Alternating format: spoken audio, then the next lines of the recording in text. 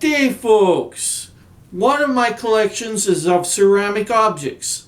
About 10 years ago, I came across several pieces of Greek tourist pottery in a local consignment shop named Decade to Decade, which has since closed its doors, and another piece in a local flea market. None of these pieces of pottery cost me more than $20, and they made a nice addition to my collection. I took it upon myself to learn a bit more about ancient Greece and the pottery it produced nearly 3,000 years ago, and along the way learned a little bit about Greek mythology.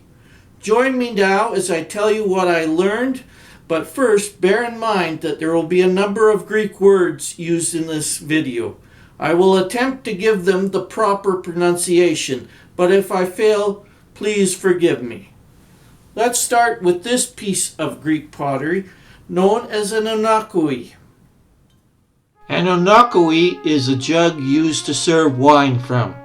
This one is a copy of an onakoi decorated in the geometrical style. This style was in vogue in Greece starting about 900 BCE and was characterized by being completely covered by geometrical designs, known as the hora vacui, or fear of the empty phase. My wine jug is an example of a middle geometrical style dating from about 850 to 770 BCE. Greek pottery from this period started to introduce animal and human figures into the design, but they were still very simple stick figures. Next, we turn our attention to a hydra, or water jug, in the black figure style, used in Greek pottery from 620 to 480 BCE. The base of the pot indicates that the subject of the picture is the god Ares killing a giant, but I think this is an error. Since both figures are the same size, what I think is being depicted is the Greek hero Achilles killing the Amazon queen Penthesilea during the Trojan War. In the collection of the British Museum is an amphora with a very similar illustration of Achilles defeating Penthesilea that is dated to 540 to 530 BCE. It was said after he killed the queen, Achilles fell in love with her and killed his fellow Greek warrior Thersites for mocking his mourning the dead queen. Another reason I think the images on this piece of Greek pottery represents Achilles killing Penthesilea is the inclusion of a dove carrying a snake. The dove represents love and the snake death, and so symbolizes Achilles falling in love with the Amazon queen he just killed in battle. Now that we've examined the story of Achilles and Penthesilea with this hydra, it is time to turn our attention to this amphora to learn its story. Right off the bat, we notice a Greek mythical creature on the pot called a harpy. Harpies were depicted as birds with the head of a woman and were wind spirits associated with the underworld that carried people away. The base of the amphora indicates the scene on the pot is a sacrifice, but what is actually being depicted is the fourth labor of Hercules. Hercules was the illegitimate son of the chief god Zeus and a mortal woman named Alcmaeon. Zeus's wife, the goddess Hera, in an act of revenge, placed upon Hercules a fit of madness. In this state of delusion, Hercules killed his wife and children. As punishment for this deed, Hercules was put in the service of King Eurystheus, who set for him 12 seemingly impossible tasks. Which brings us back to the subject on my Greek pot, the fourth labor of Hercules, in which Hercules was tasked with the capture of the Erymanthian boar and to bring it back alive to the king. The boar was of immense size, weight, and power, with massive tusks and terrorized the villages in and around Mount Emarcios, where the boar lived. Hercules flushed the boar from its hiding place and chased it into deep snow, where it collapsed from exhaustion, thus allowing Hercules to bind it and carry it back to the king.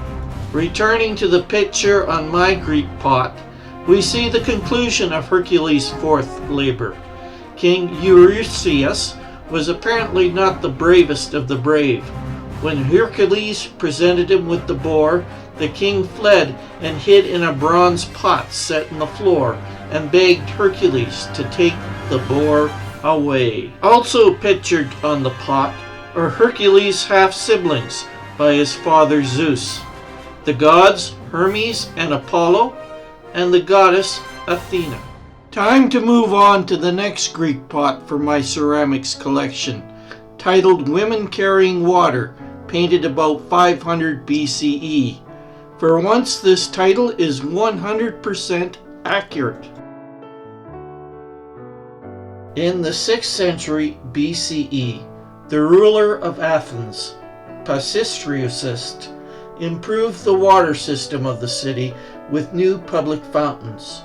In the latter part of the 6th century BCE, scenes of women at the fountain house became very popular, as seen in this hydra in the collection of the Metropolitan Museum of Art in New York, which dates from 510 to 500 BCE and is very similar to the scene on my pot. As we continue to examine my amphora, we note a Greek mystical beast on the neck of the pot, namely a sphinx.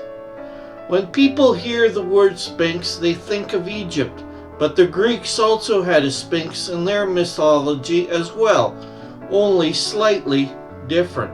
The Egyptian sphinx has the body of a lion and the head of a man, and was used as a guardian of temples and tombs. The Greek sphinx also has the body of a lion as well, but the head and breast of a woman with wings and the tail of a serpent, and was a monster sent by the gods to punish the town of Thebes. The Sphinx resided outside of Thebes and presented all passerbys with 2 riddles to allow them to pass. Those who failed to answer correctly, she devoured. The ruler of Thebes offered to make anyone who could rid Thebes of this menace the king. This challenge was taken up by the Greek hero Oedipus, who sought out the Sphinx and was asked these 2 riddles. The first riddle was, which is the creature that has 1 voice but has 4 feet in the morning, 2 feet in the afternoon, and 3 feet at night?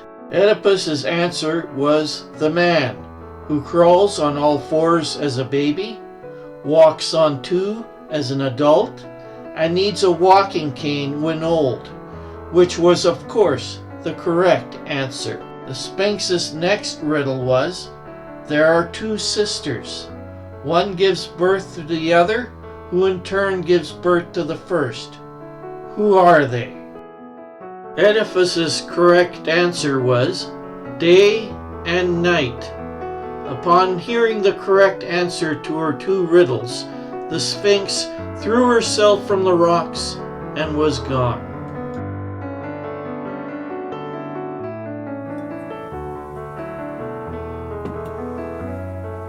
Well, folks, that concludes this examination of some of the Greek pottery in my collection. If you like what you saw, please hit the like button. And if you have not already done so, please consider subscribing to my channel. Till next time, everyone keep safe and well.